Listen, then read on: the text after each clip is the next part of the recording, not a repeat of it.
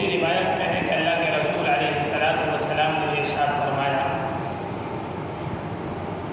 کہ ایک دن کا روزہ اس محرم الحرام کے مہینے کا ایک دن کا روزہ 30 دن کے روزوں سے بڑھ کر ہے۔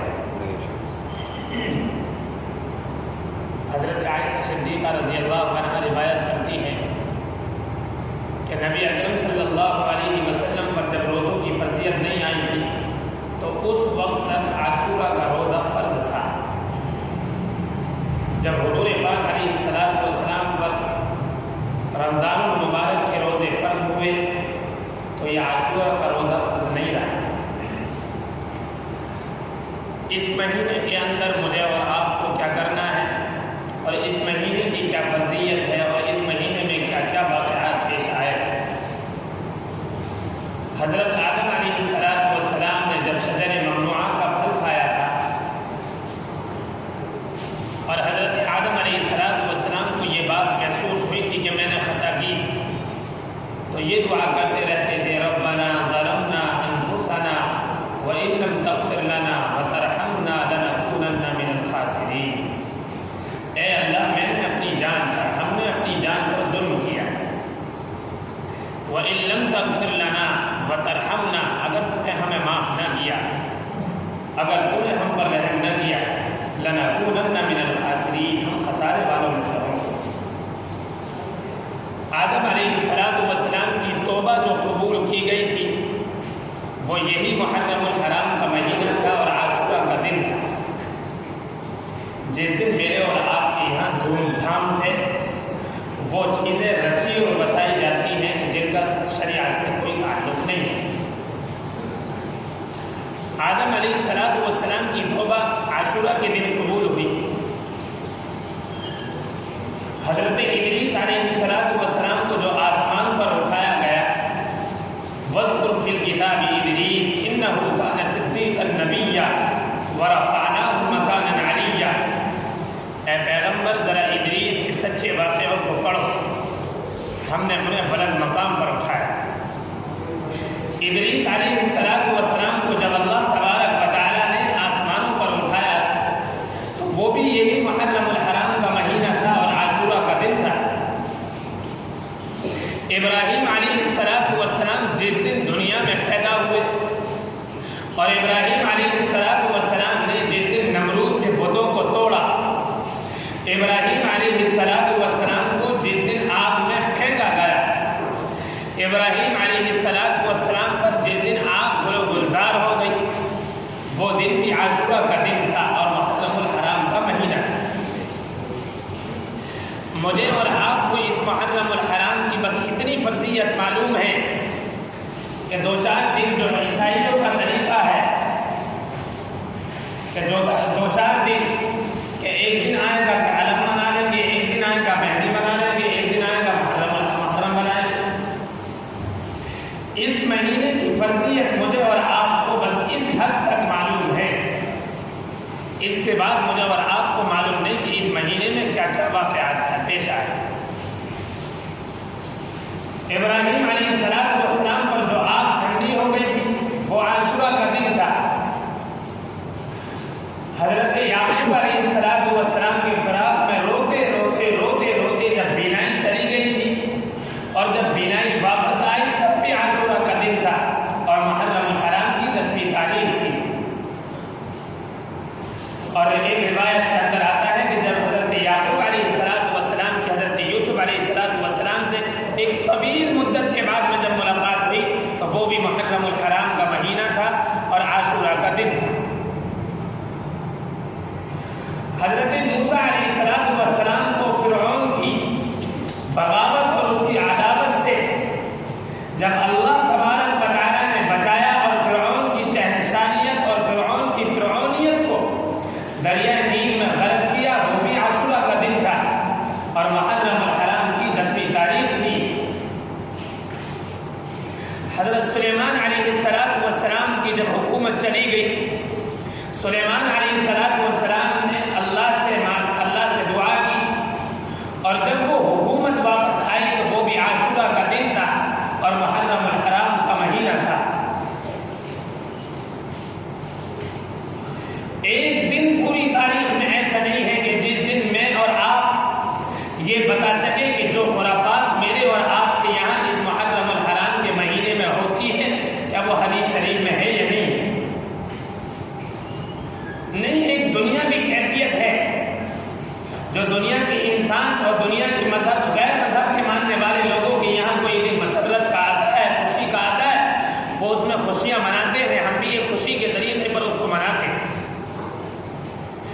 مجھے اور آپ کو معلوم نہیں کہ اس مہینے کے اندر کیا کیا واقعات پیش آئے اور اس مہینے میں اللہ تبارک و تعالیٰ نے کیا فضیلت اس مہینے کی رکھی ہے۔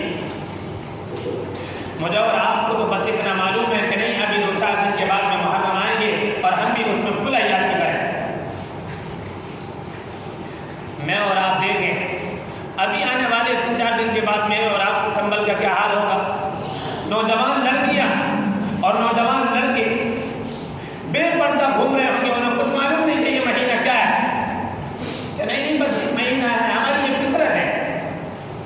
اللہ تبارک و تعالیٰ نے نبی آخر الزمان کو رحمت للعالمین بنا کر اس دنیا میں مبعوث فرمایا، اور جب تک انسان اللہ تبارک و تعالیٰ کے پاک پیغمبر کی تعلیمات پر چلتے رہے اور ان کی سنت پر گامزن رہے تب تک اس دنیا میں باہر رہے، اور جب تک انسانوں نے نبی پاک علیہ السلام کی تعلیم کو فالو کیا اور جب تک انسانیت نے حضور پاک علیہ السلام کے طریقے کو اپنایا اور جب تک محمد عربی صلی اللہ علیہ وسلم کے حکم کے مطابق اپنی زندگی کو گزارنے والے اس دنیا میں رہے تب تک اس دنیا میں باہر آئے، اور جب اللہ کے نبی صلی اللہ علیہ وسلم کے طریقے کے ماننے والے اور ان کی سنت سے ہٹ کر چلنے والے اور ان کے طریقے سے ہٹ کر چلنے والے جب اس دنیا میں پیدا ہوئے تو اس دنیا کا رنگ بدل گیا۔ اسلام مدینہ منورہ سے نکل کر دنیا میں آیا اور آتے آتے آتے آتے افریقہ میں پہنچا جو اس زمانے میں سب سے زیادہ مسلمان تھے۔ وہاں پر جا کر اسلام کا کام شروع ہوا ہوتے ہوتے میرے اور آپ کے پاس آیا۔ مجھے اور آپ کو معلوم نہیں کہ اس اسلام کے آنے کی اور اسلام مجھ تک اور آپ تک جو آیا ہے یہ کتنی مشقت اور پریشانی کے بعد آیا ہے، لیکن مجھے اور آپ کو اتنا معلوم ہے کہ اسلام کے اندر جو چیزیں نہ ہیں وہ ہمارے لیے فرض ہے اور جو چیزیں فرض ہیں وہ ہمارے لیے فرض نہیں ہے۔ حضور پاک علیہ السلام نے جب سب سے پہلے یہ بات کہی تھی اپنی قوم سے کہ انی رسول اللہ الیکم جمیعا، کہ میں تمہاری طرف اللہ کا پیغمبر بن کر آیا ہوں، تو قوم نے اس زمانے میں نبی پاک علیہ السلام کی بغاوت شروع کی اور بری طریقے سے حضور پاک علیہ السلام کو ستایا گیا۔ بعض موقعوں پر نبی پاک علیہ السلام نے اور آپ کے صحابہ نے جب اسلام کو لے کر چلے اور اسلام کے نعرے کو بلند کیا تو طرح طرح کی تکلیفیں آئیں۔ حضور پاک علیہ السلام نے جب نعرہ بلند کیا پہاڑ کی چوٹی پر جا کر یا صباحا، اور یہ نعرہ اس زمانے میں قوم کو متنبع کرنے کے لیے لگایا جاتا تھا۔ جب کسی دشمن کے حملہ کرنے کا موقع ہوا کرتا تھا تو قوم کو جگانے کے لیے یہ نعرہ لگایا جاتا تھا یا صباحا۔ حضور پاک علیہ السلام پہاڑ پر چڑھے اور یہ نعرہ لگایا یا صباحا، ساری قوم باہر آئی اور حضور پاک علیہ السلام نے قوم سے کہا کیا میں تم کو نہیں ڈراؤں اور کیا میں تم کو یہ بات بتاؤں کہ پہاڑ کے پیچھے ایک دشمنوں کا دستہ ہے جو تم پر حملہ کرنے والا ہے، کیا تم میری بات کو سچ مانو گے؟ قوم نے کہا ہاں ہم آپ کی بات کو سچ مانیں گے کیونکہ آپ عمر ہیں، آپ چاروں طرف کا دیکھ رہے ہیں۔ تو حضور پاک علیہ السلام نے اس موقع پر ایک بات عرض کی کہ میں تمہاری طرف پیغمبر بن کر آیا ہوں اور میں تمہیں سخت عذاب سے اور خطرناک عذاب سے بچانے کے لیے آیا۔ اس موقع پر ابو لہب نے حضور پاک علیہ السلام سے ایک جملہ کہا تھا، وَإِحَدْ نعوذ باللہ تیرا ستیاناس ہو، کیا تو نے ہمیں اس لیے جمع کیا تھا؟ پہلی تکلیف حضور پاک علیہ السلام پر قوم نے ٹھکرا دیا۔ نبی اکرم صلی اللہ علیہ وسلم نے جب دعوت دینی شروع کی، مکہ کے منافقین نے اعلیٰ درجے پر نبی پاک علیہ السلام کو ستایا۔ منافقین کا سب سے بڑا سردار عبداللہ ابن ابی حضور پاک علیہ السلام کو سب سے زیادہ تکلیف دی۔ حضرت عائشہ صدیقہ رضی اللہ عنہا پر جو الزامات لگائے گئے اس میں سب سے آگے عبداللہ ابن ابی کا، نبی اکرم صلی اللہ علیہ وسلم کو مکہ مکرمہ میں ستایا گیا 12 تک ستایا گیا۔ ایک وقت آیا کہ حضور پاک علیہ الصلوۃ والسلام نے اپنے صحابہ کو حکم دیا ہجرت کرنے کا کہ اب آپ ہجرت کریں۔ حضور پاک علیہ الصلوۃ والسلام پر اس سے پہلے بلد کی تکلیفیں آئی تھی۔ میرے پیاروں، یہ دین مجھ تک اور آپ تک آسانی سے نہیں آیا۔ نبی اکرم صلی اللہ علیہ وسلم کو جب مکہ المکرمہ میں ستایا گیا اور حضور پاک علیہ الصلوۃ والسلام کو جب گالیاں دی جانے لگی اور طرح طرح کے راستے میں تکلیفیں پہنچانے لگی، حضور پاک علیہ الصلوۃ والسلام نے سوچا کہ اب میں طائف جاؤں کہ وہاں جا کر ہو سکتا ہے کچھ سکون ملے۔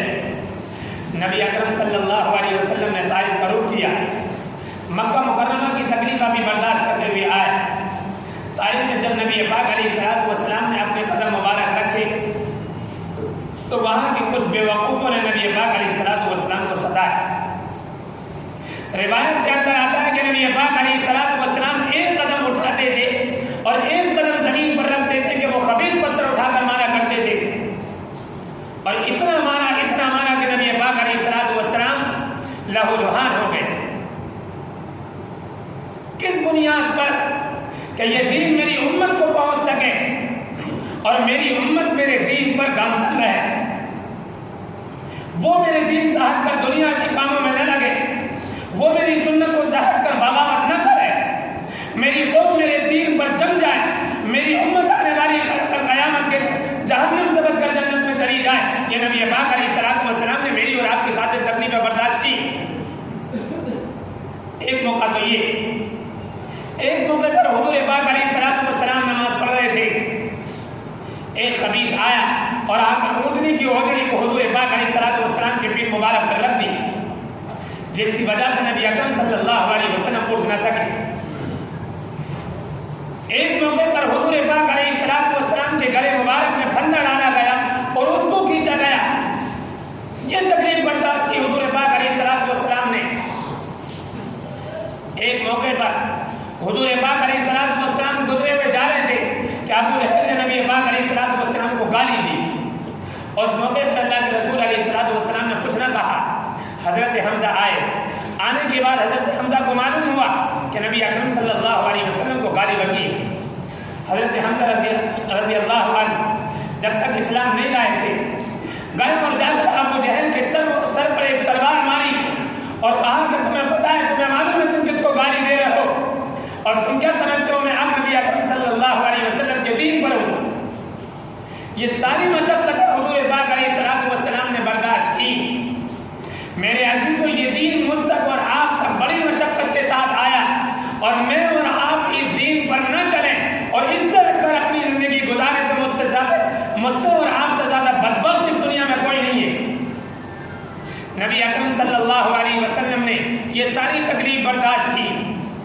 3 سال شیبہ ابی طالب میں بند رہے اور کھانے کو کچھ نہ تھا، درختوں کی چھالیں کھائیں، پتے کھائے، اسے کھا کر اپنے وقت کو پورا کیا، اور اس کے بعد بھی امت تک دین کو پہنچایا۔ دین ہے، اس کے خلاف میں چلوں گا یا میرا خاندان چلے گا تو بالکل غلط ہے۔ نبی اکرم صلی اللہ علیہ وسلم کے صحابہ جب ایمان لانے شروع ہوئے، صحابہ اکرام ایمان لاتے رہے، ایک وقت آیا کہ پورے مدینہ المنورہ اور مکہ المکرمہ میں ایمان کا غلبہ ہوا۔ اس کے بعد میں ایمان مستق اور آپ تک آیا۔ سوال یہ پیدا ہوتا ہے کہ نبی اکرم صلی اللہ علیہ وسلم نے اس مہینے میں کیا کام کرنے کو مجھے اور آپ کو حکم دیا کہ یہ جو خرافات میں اور آپ اس مہینے کے اندر کرتے ہیں کہ یہ اسلام سے ان کا تعلق ہے یا نہیں ہے، کہ نبی اکرم صلی اللہ علیہ وسلم کی شریعت سے ان کا تعلق ہے یا نہیں ہے۔ حضور پاک علیہ الصلوۃ والسلام نے تو اس دین میں آسانی رکھی ہے۔ نبی اکرم صلی اللہ علیہ وسلم نے قیامت تک اس امت کی رہنمائی کی کہ اگر تم میرے طریقے سے ہٹ کر اپنی زندگی کو گزارو گے تو تمہاری زندگی میں اللہ پریشانی کے علاوہ کچھ نہ ہوگا۔ یہ جو مہینہ ہے بڑا بابرکت اور بڑا فرضیت کا مہینہ ہے۔ اس مہینے کی تو فرضیت یہ ہے کہ اگر کوئی انسان ایک روزہ رکھے گا 30 دن سے بڑھ کر اس کا روزہ مانا جائے گا۔ آپ مجھے بتائیں کہ یہ جو خرافات میرے اور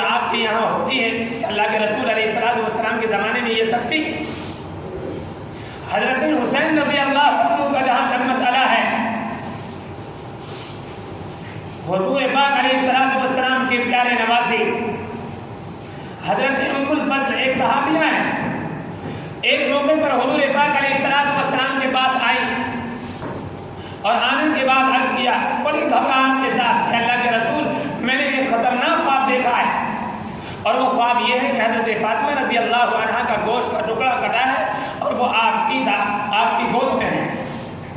حضور پاک علیہ السلام نے فرمایا رأیت خیرن، تو نے سچا خواب دیکھا، تو نے سچا خواب دیکھا۔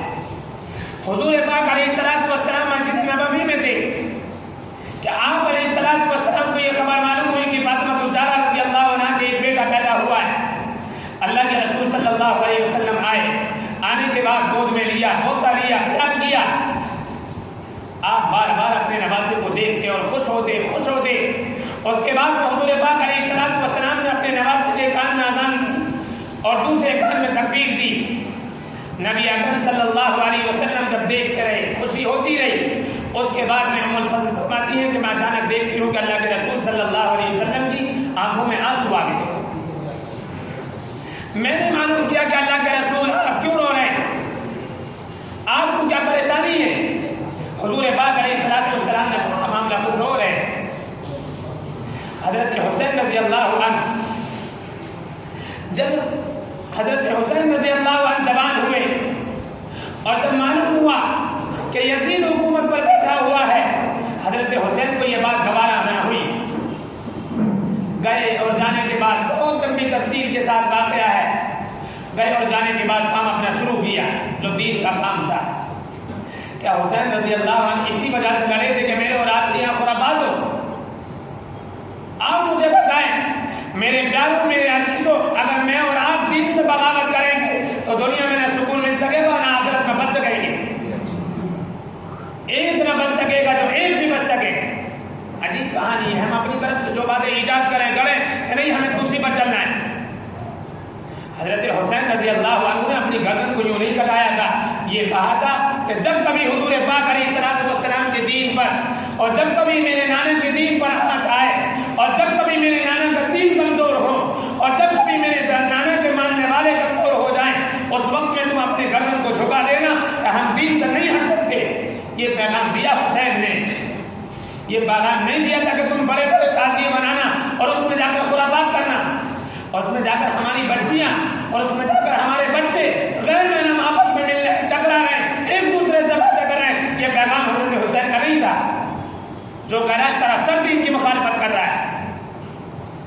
عجیب کہانی ہے ہمارے دین کی، عجیب کہانی ہے ہماری قوم کی کہ نہیں جو کام نبی پاک علیہ السلام نے کیا ہم اسے تو نہیں مانیں گے اور جو کام نہیں کیا ہم اس پر پورا عمل کریں گے۔ میرے پیارو یہ دین ہے، دین کی خاطر حضرت حسین نے اپنی گردن کو شہید کرایا۔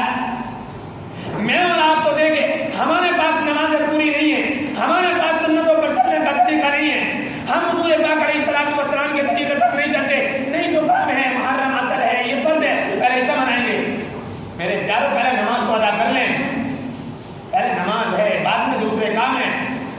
ہمارے نماز سے کوئی تعلق نہیں، ہمارے سنت سے کوئی تعلق نہیں، ہمارے کلام اللہ سے کوئی تعلق نہیں، ہمارے یہاں لباس کوئی کیسے پہنے اس سے کوئی تعلق نہیں، تعلق ہے تو ان چیزوں سے ہے۔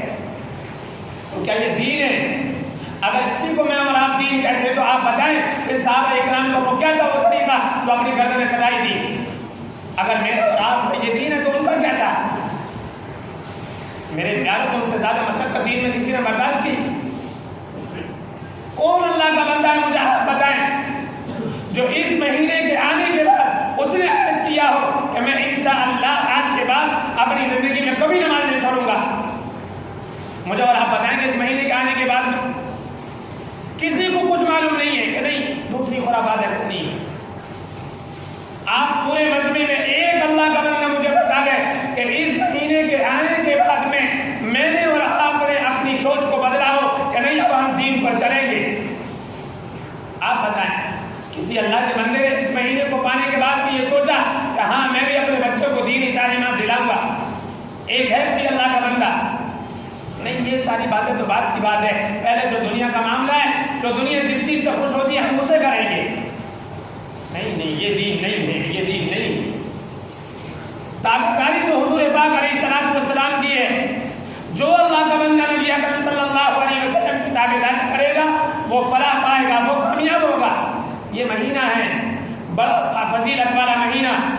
اس مہینے کے بارے میں آتا ہے کہ جتنی جنگیں ہوئی اور مسلمانوں نے سب سے زیادہ فتح اس مہینے کے اندر پائی. جنگ احد کے موقع پر مسلمانوں نے فتح اس مہینے میں پائی. کتنی باتیں ہیں جو اس مہینے میں ہوئی لیکن ہمیں کچھ معلوم نہیں، وہ ساری باتوں کا ہمیں پتہ نہیں. روزے کی فرضیت اور روزے کا کیا مقام اللہ تبارک و تعالیٰ نے اس مہینے میں رکھا ہے، مجھے اور آپ کو یہ باتیں معلوم نہیں ہوں گی.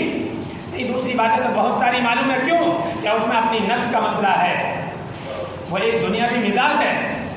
میرا اور آپ کا یہی مزاج رہا تو یقین جانو میں اور آپ بچ نہ سکیں گے. نمازیں تو ہے نہیں، شریعت نہیں ہے، نبی کا طریقہ نہیں ہے، یہ ساری چیزیں ایک طرف ہے. نہیں جو دنیا کا کام ہے، جس سے دنیا خوش ہوتی ہے، جس سے دنیا والوں کو مزہ آتا ہے اور جس سے دنیا والوں کو ایک الگ فیلنگ آئے، ہم اس کام کو کریں گے. دین بھر میں جائے نعوذ باللہ. تو پھر کیوں ہم مسلمان ہوئے تھے؟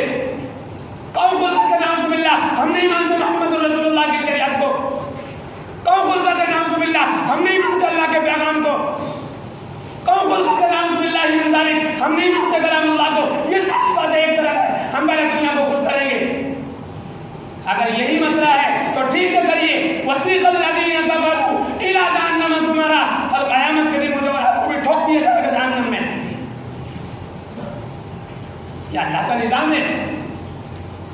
میرے پیاروں، اگر ایک لمحہ بھی دین سے ہٹ کر گزارا تو اللہ کے یہاں حساب دینا بھاری پڑ جائے گا. میں اور آپ کیا سمجھتے کہ نہیں زندگی گزر رہی ہے، گزرنے تو جیسی گزر رہی ہے، ایک بال کا حساب نہ دے سکیں گے، ایک بال کا بھی جو دے دیں. عجیب کہانی ہے. آپ کے پورے سنبل میں کیا رنگ بنی ہوئی ہے اس وقت. اس مہینے کی کیا فرضیت تھی اور میں نے اور آپ نے اس مہینے کو کس تباہی میں لے کر جا چھوڑا ہے. کیا جواب دیں گے محمد رسول اللہ کو اور کیا جواب دیں گے حضرت حسین رضی اللہ عنہ کو؟ مجھ سے اور آپ سے سوال کیا، بتاؤ تمہاری رحم لڑکیاں، تمہاری بچیاں محرم میں جا کر عیاشیاں کرتی تھی، کیا میں نے اپنی گردن کو یوں شہید کرایا تھا؟ میرے پیاروں، فرقہ پرستی کی بات نہیں کر رہا، شریعت کی بات کر رہا ہوں. کوئی اللہ کا بندہ اگر مجھ سے کہے کہ تم مجھے یہ شریعت میں دکھاؤ، میں اس کو شریعت میں دکھاؤں گا کہ نہیں کوئی تعلق نہیں ہے محرم کا. ایک بات ہے، آپ بنائیں، آپ اللہ کے دین قرآن پڑھیں. حضرت حسین کا اگر غم ہے تو روزے رکھیں. نہیں، یہ ساری باتیں ایک طرف ہے. واقعی سچے عاشق اگر حسین کے، سچے عاشق جو محمد رسول اللہ کے، آپ سے عہد کر لیں کہ ہم نماز نہیں چھوڑیں گے اور ہمارا کلچر نبی کے طریقے کا ہوگا، تب تو میں مانتا ہوں کہ ہماری سچی محبت دین سے ہے. تب تو میں مانتا ہوں کہ سچی محبت محمد رسول اللہ سے ہے. تب تو مانا جائے گا کہ ہم نے سچا محمد کو مانا، ہم نے سچا دین کو مانا. اور اگر اس کے بعد، اس مہینے کے بعد بھی اگر میرے اور آپ کی زندگی میں تبدیلی نہ آئی تو یقین جانو میرے اور آپ نے سراسر اسلام سے مخالفت کی. یہ مہینے میرے اور آپ کے لیے آیا کرتی. اللہ تبارک و تعالیٰ رمضان المبارک لے کر آتا ہے، عید الفطر لے کر آتا ہے، عید الاضحیٰ لے کر آتا ہے، محرم لے کر آتا ہے، ذوالقعدہ لے کر آتا ہے، ذی الحجہ لے کر آتا ہے کہ نہیں میرے بندے ان مہینوں کو پائیں اور اپنی زندگیوں میں ذرا تبدیلی لے کر آئیں. ہمیں اس سے کوئی مطلب نہیں، زندگی میں تبدیلی آئے یا نہ آئے، ہماری زندگی دین کے مطابق ہو یا نہیں ہو، ہماری زندگی رسول اللہ کے مطابق ہو یا نہیں ہو، بس ہمیں جو کام کرنا ہے وہ دنیا والوں کی خوشی کے لیے کرنا ہے. میرے پیاروں، دنیا میرے اور آپ کے لیے نہیں ہے. قرآن مجید کا جملہ ہے، وَسِيقَ الَّذِينَ كَفَرُوا إِلَىٰ جَهَنَّمَ زُمَرًا. اگر تم نے دنیا کو خوش کیا اور کافروں کے طریقے پر چلے تو کل قیامت کے دن تمہیں سب کو جہنم میں ڈھو دیا جائے گا. کوئی جواب نہ بن سکے گا اللہ کے یہاں میرا اور آپ کا. کتنا بڑا دنیا میں بڑے باپ کی اولاد ہو، اللہ کے یہاں جواب نہ نکل سکے گا. مجھ سے اور آپ سے اللہ نے معلوم کیا، میں نے تمہیں محرم دیا تھا، میں نے اس محرم کی توبہ قبول کی تھی، میں نے محرم دیا تھا، ابراہیم پیدا ہوئے تھے، میں نے ان کے اوپر آپ کو ٹھنڈا کیا تھا. اس محرم کے مہینے میں داؤد علیہ السلام کو، ادریس علیہ السلام کو ہم نے آسمان پر اٹھایا. تم بھی توبہ کرتے، تم بھی نمازوں کا کرتے، ہم تمہیں بھی تو معاف کر دیں. ہمیں اس سے کوئی مطلب نہیں ہے. میرے پیاروں، یہ مبارک مہینہ، یہ فرضیت کا مہینہ، اللہ نہ کرے مجھے اور آپ کو کسے معلوم ہے، اللہ نہ کرے، اللہ نہ کرے کہ اگلے سال کو مجھے اور آپ کو یہ مہینہ نصیب نہ ہو. اس لیے ضروری ہے اپنے آپ پر پابندی نمازوں کی. عہد کر لو کہ یہ مہینہ ہم نے پایا ہے اسی مہینے سے، اور آج اللہ کے گھر میں عہد کر کے جاتے ہم دین کے علاوہ نہیں چلیں گے اور دین کے خلاف اپنی زندگی کو نہیں گزاریں گے، تب تو میں مانتا ہوں کہ یہ مہینہ میرے اور آپ کے لیے باعث فخر ہے۔ اگر اس دن بھی اور اس مہینے میں عید نہ ہوا تو یقین جانو میں اور آپ بچ نہ سکیں گے۔ جیسے حالات دنیا کے آ رہے ہیں اور دنیا میں جہاں جہاں مسلمانوں پر بگاڑ آیا ہوا ہے، سمجھو دنیا کی قومیں میری اور آپ کی تباہی میں ہیں، اور میں اور آپ ان مبارک مہینوں کو پائیں اور ان میں اپنے اللہ سے معافی نہ مانگے اور اس میں اپنے اللہ سے اپنے لیے، اپنی قوم کے لیے، اپنی آنے والی نسلوں کے لیے ایمان نہ مانگے تو ہم سے زیادہ بدبخت انسان کوئی نہیں ہے۔ یہ وقت خطرناک ہے۔